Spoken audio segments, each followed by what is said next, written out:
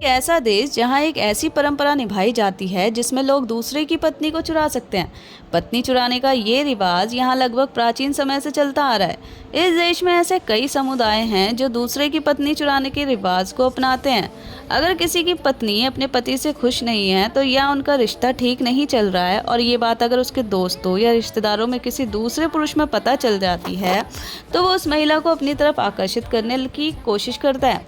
ऐसे में वो महिला अपने पति को छोड़कर दूसरे पुरुष के संपर्क में आ जाती है और संबंध भी बना लेती है, जिसके बाद वो पुरुष दूसरे की पत्नी को चुरा लेता है और अपने साथ रख लेता है। इस देश की प्राकृतिक सुंदरता, ऊंचे ऊंचे पहाड़, झरने, नदियां बहुत ही सुंदर है। इसके अलावा यहाँ हाथियों की एक बड़ी जनसंख्या है। यहाँ आज भी कई आदिवासी समुदाय रहते हैं। इस देश की करेंसी इतनी ज़्यादा सस्ती है कि यहाँ जाकर कोई भी करोड़पति बन सकता है, सिर्फ कुछ हजार रुपए में। दोस्तों, हम बात करें लाओस देश के बारे में।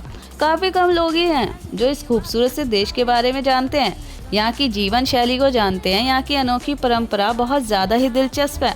आज हम इसी शानदार देश लाओस को इस वीडियो में देखने और समझने की कोशिश करते हैं।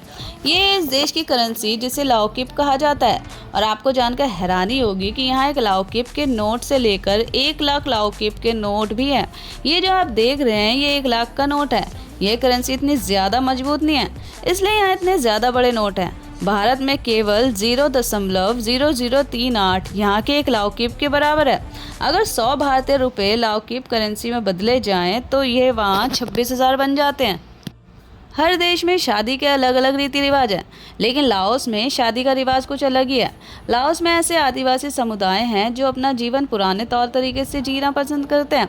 उनकी परंपराओं में शादी की परंपरा भी एक खास रिवाज में होती है, जिसमें दूसरे की पत्नी को चुराने का रिवाज है। ये तभी माना जाता है जब महिला दूसरे पुरुष के साथ अपने को आने को तैयार हो।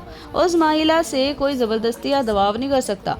महिला खुद अपने पति को छोड़ने का फैसला करती है और दूसरे पुरुष के साथ रहती है। पत्नी तभी चुराई जाती है जब रात का वक्त हो और बारिश का मौसम।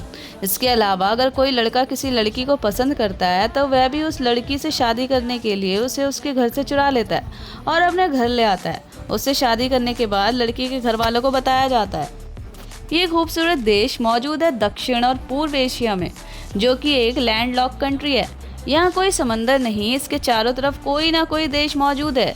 जब किसी देश का कोई भी हिस्सा समंदर से नहीं लगता तो उसका असर उसकी इकोनॉमी पर भी पड़ता है। इस देश को 20 लाख हाथियों की भूमि कहा जाता था, क्योंकि प्राचीन समय में यहाँ हाथियों की बड़ी संख्या थी, जिन्हें युद्ध में, राजशाही में और समारोह में सवारियों के लिए अहम माना जाता था। लेकिन अब यहाँ हाथियों की संख्या में कमी आई है। पिछले कुछ सालों में बहुत से हाथियों को पालतू बनाया गया है, शिकार किया गया है, टूरिज्म के लिए इस्तेमाल किया गया है, जिससे इनकी संख्या लगातार घटती जा रही है। अगर हम लाओस देश क्षेत्रफल की बात करें तो ये पूरा देश 26,900 स्क्वायर किलोमीटर के एरिया में फैला हुआ है, जो एरिया के लिहाज से दुनिया का 84वां बड़ा क्षेत्र है। यहाँ पर लगभग 80 लाख लोग रहते हैं, जिनमें से ज़्यादातर गांव में रहना पसंद करते हैं और खेती से अपना जीवन चलाते हैं। इस 80 लाख की आबादी में लगभग 70% लोग बौद्ध धर्म को मानते हैं, जबकि 30% में पारंपरिक धर्मों, स्थानीय आस्थाओं को मानने वाले लोग हैं। लाओस दुनिया का सबसे ज़्यादा बमबारी झेलने वाला देश है। जब अमेरिका और वियतनाम के बीच युद्ध हुआ था तब सबसे ज़्यादा बम अमेरिका ने लाओस पर ही गिराए थे। उस समय लाओस पर हर 5 मिनट के अंदर एक बम गिराया जा रहा था। इसका नतीजा ये निकला कि लाओस की ज़मीन खेती करने के लायक ही नहीं रही।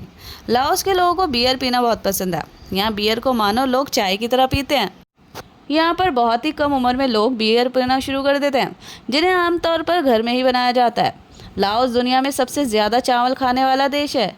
यहाँ के लोगों का खाना बिना चावल के पूरा होता ही नहीं है। दुनिया के ज़्यादातर देशों में मैकडॉनल्ड या फिर KFC की शॉप्स देखने को मिलती है, लेकिन यहाँ लाओस में एक भी इस तरह की इंटरनेशनल फूड चेन नहीं है। यहाँ के लोग यहाँ के लोकल खाने पर ही निर्भर रहते हैं, खाना पसंद करते हैं, जैसे चावल, मछली, मांस, सूप, मशरूम या फल। तो दोस्तों, ये था लाओस का सफ़र। तो कैसा लगा कमेंट करके ज़रूर बताएं।